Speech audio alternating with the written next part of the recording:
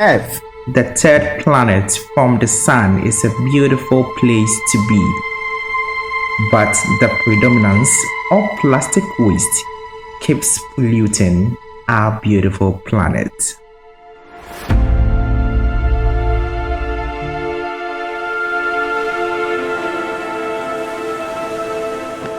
Ghana's flag may soar high on the global stage, a beacon of peace, democracy, and vibrant culture. Yet, beneath the surface, a different landscape emerges.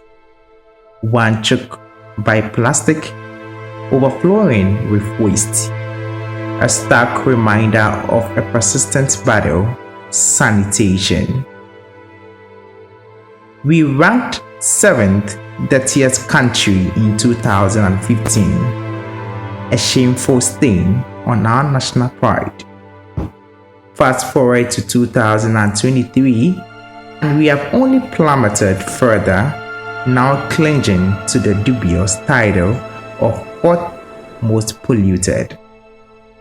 This documentary delves beyond the accolades and into the suffocating grip of plastic, a crisis threatening our environmental health and the very fabric of our communities. From choked gardens to poisoned fishing grounds, we meet the Ghanaians battling this plastic tide. When it rains, we encounter a lot of plastic like rubbers, pure sachets, etc., which covers the entire surface of the sea, which impedes us from fishing. Plastic waste menace is very challenging because at the end of the day, if we are unable to collect all the plastic waste, especially the carrier bags, eventually they flow into the ocean. They break down into what we call microplastics. These microplastics are ingested by the fish in the ocean. They are so tiny and so small that they enter into the blood streams when we consume the fish, because the fish will absorb these microplastics in their body tissue. Their faces etched with frustration and hope. We explored the root of these crises, the innovative solutions bubbling up from within, and the global echoes of the struggle. Join us as we uncover the true cost of our throwaway culture and search for a future where Ghana, our planet, can breathe again.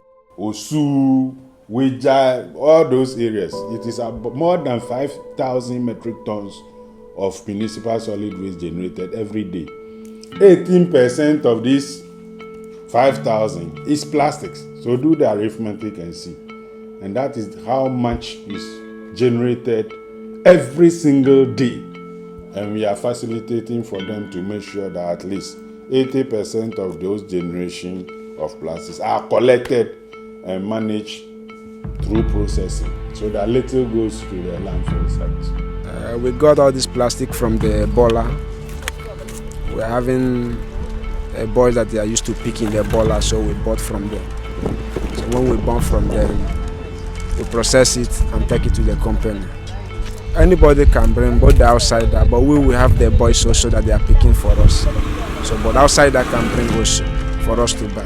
When we bought it, we send some direct to the company. We send some to the machine and process that one before we send it to the same company. We have different recyclable materials as paper, plastic, and food waste. With the plastics, we collect them in bin liners. Yes, so we have some of the clients, we give them bin liners. We also advocate for clients to use receptacles, as the bins, covered neatly. We use our trucks as a polar taxi. I don't know if the tricycle, we use that to collect from households. We also have some of the people bringing in their plastics materials to our sites. Depending on the concession, all the companies have their areas of operation. So whether commercial, domestic, or industrial area, they go there and collect the waste which is mixed.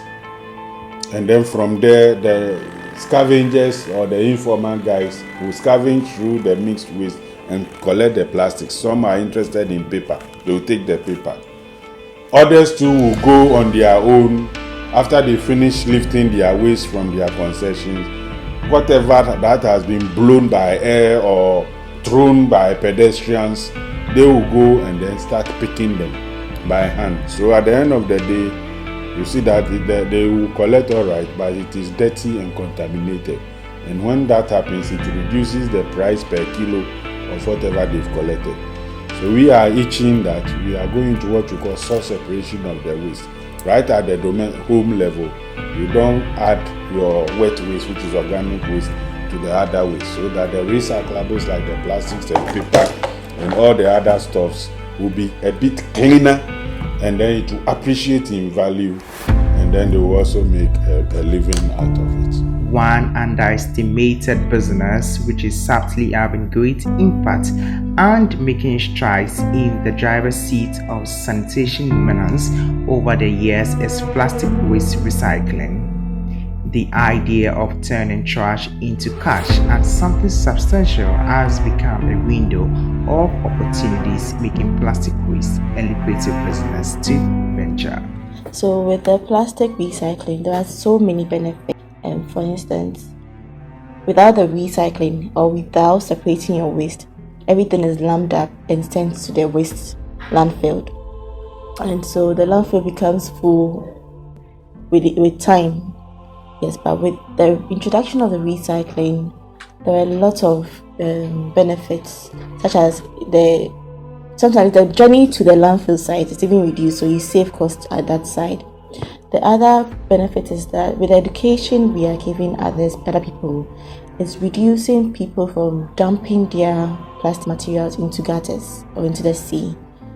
Another thing we've also noticed is that the recycling is one great thing, that it's bringing creativity out of people, if I should say, because you see around people doing Christmas tree with plastic bottles and all those things. So these are some of the benefits. If you can look the plastic that they are doing there, we have different color, like almost 4 colors there. We have white, we have blue, we have green, we have brown. So the brown, they use it for the other hospital chemical, all these baby drugs, they used to put it, and the moths, better moth and the Guinness moth to put it inside. When the other white one, they use it to put all this soft drink and other ones. And the white one, the big ones, they use it to put the water on it. After recycle, then process the bottle back and put the water on it. When the cover is there, they use it back to produce the cover or to produce another thing like bucket or maybe all this gallon recycle. Yeah. We doesn't get money like that, but we have to get some small profit or maybe what to sustain ourselves. So that is why we are doing it. It's not that when we are doing it, we turn to a rich within a minute. We are just doing it to sustain ourselves on it. It's something that you get something from. Yeah, we get something small to help ourselves also. We educate you on how to segregate, that is, separate your waste, so that you don't contaminate the waste. You know, sometimes the general waste have food particles all mixed up in one receptacle. And with this program, we register you as a client. We take you through a waste audit, and then we also take you through a waste training section where we train you on how to separate your waste appropriately. We have color codes for the separation, but since we are talking about plastics, I'll dwell on the plastics. The plastic use the color code in blue. So during the training, we advocate that you put your plastic materials, especially the ones that are recyclable. You know, not all plastics are recyclable. Yes, so the ones that are recyclable, like the do I even have some, like the sachet rubber or the bottle, we ask you to put them in one receptacle outside of the other waste materials. From there, we come with a crew, that's the segregation crew.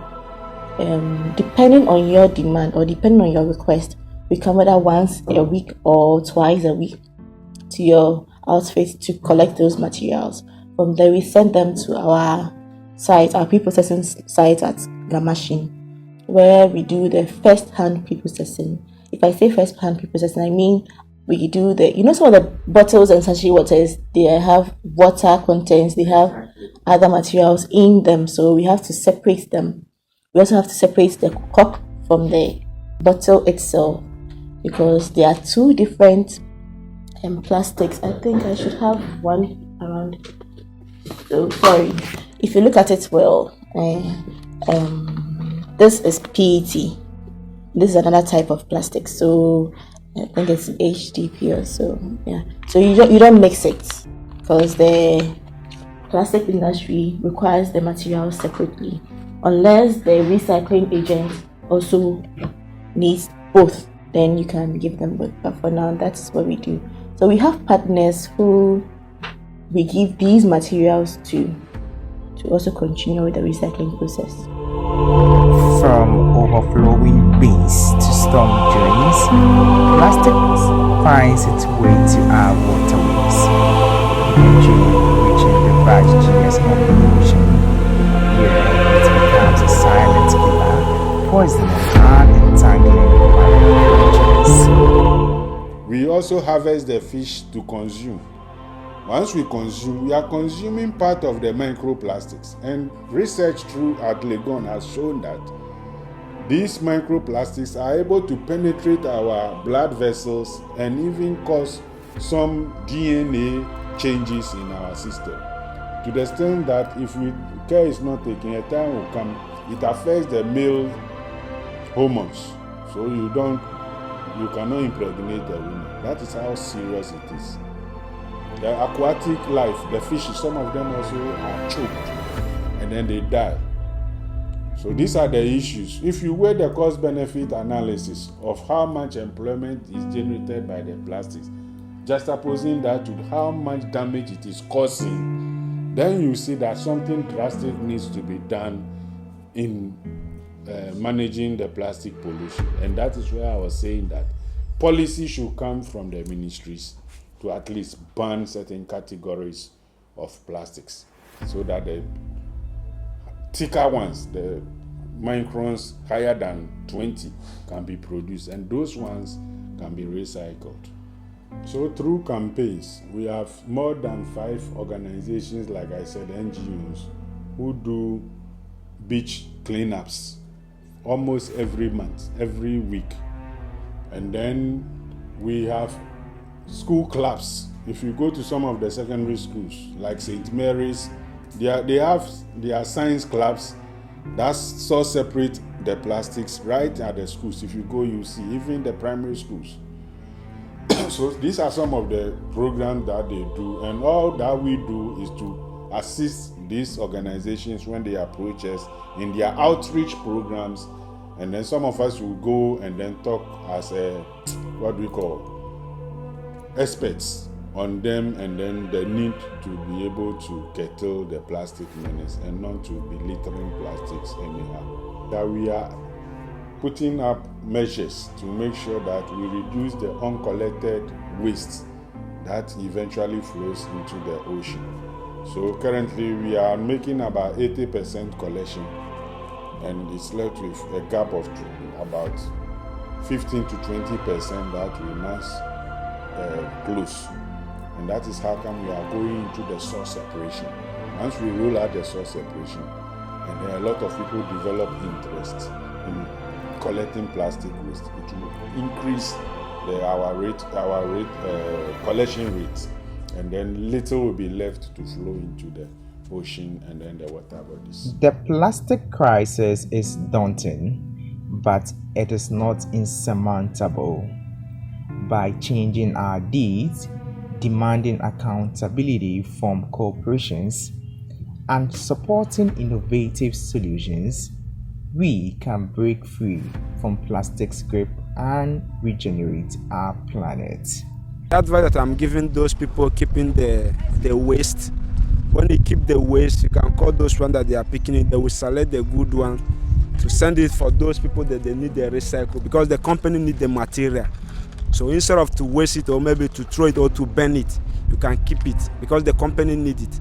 So they don't want, if you keep the waste, to put fire on it or maybe to waste all those things, because they will still take all those things to recycle. so that it will reduce the consume or maybe the expenses of the other things. So there are educational programs we have put in place to ensure that the segregation is being done properly. So we are doing this in some institutions, in the ministry, in banks. I can't mention names, but then I mean in banks. Some of our banks have come or have enrolled. Even some institutions, popular institutions, have enrolled to engage us, train them on how to separate their waste. It's the way to go, if I should say. Yeah. As we navigate the vast oceans of plastic pollution, it becomes clear that the tide of change begins with us. From the dedicated hands that collect and recycle to the transformative power of sustainable practices, we have witnessed the journey of plastic from consumption to redemption. Let this documentary serve as a call to action, echoing the aspirations of the Sustainable Development Goals.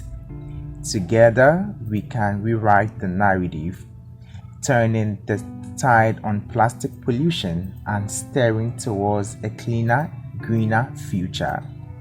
Join us in the pursuit of a world where our seas are pristine, our gardens are clear, and our commitment to a sustainable planet is unrivaled.